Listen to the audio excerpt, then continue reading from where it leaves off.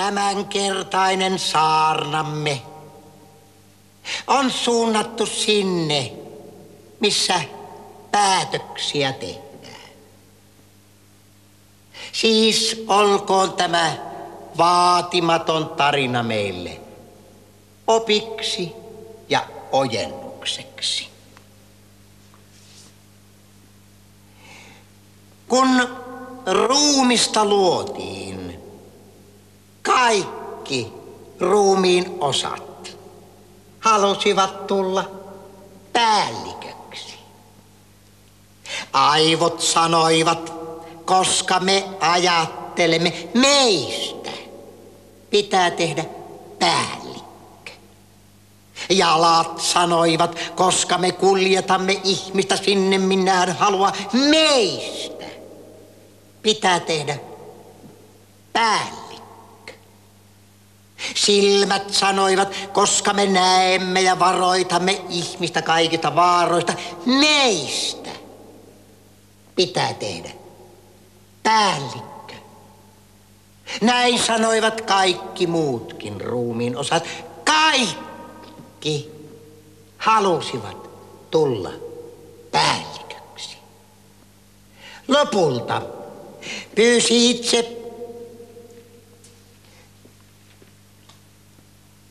Reikä, että hänestä tehtäisiin päällikkö.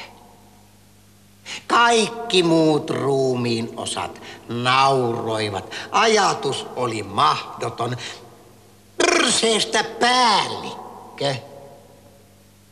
No, Reikä suuttui, loukkaantui, meni ummelle ja lakkasi toimimasta. Tämän seurauksena aivot saivat kuumetta, silmät alkoivat karsastaa, jalat puutua, kädet veltostua, sydän ja keuhkot alkoivat reistailla. Ja lopulta kaikki muut ruumiin osat pyysivät aivolta, että Reijasta sittenkin tehtäisiin päällikkö. Ja näin tapahtui. Kaikki muut ruumiin osat jatkoivat toimintaansa ja Reikä sai leikkiä päällikköä ja tuottaa skaa. Mitä me opimme tästä? Siis, sinun ei tarvitse olla nero tullaksesi päälliköksi. Vain aivan tavallinen, yksinkertainen Reikä. Pyyhkikäämme.